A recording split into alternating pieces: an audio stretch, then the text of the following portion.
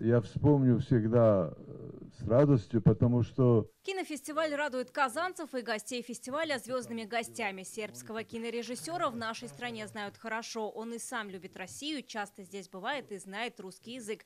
Эмир Кустурица уже был на Казанском кинофестивале больше 10 лет назад и говорит, как он растет и развивается. Кино меняется, люди меняются, жизнь меняется.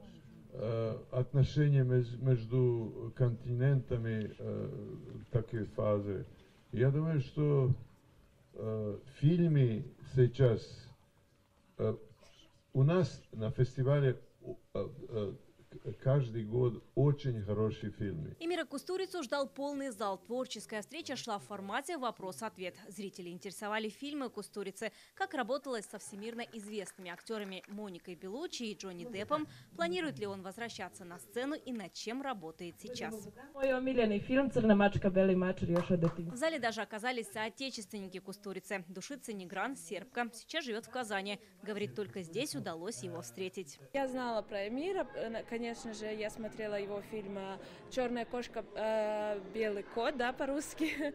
И с тех пор мечтала встретиться с ним. Мечтал его увидеть и режиссер из Узбекистана. Говорит, рад, что Казанский кинофестиваль исполнил его мечту. Все почти фильмы Эмира видел. И мне понравилось с ним общение. Как я думал, умный человек. И как я любит Достоевского. Самый любимый писатель у меня тоже Достоевский.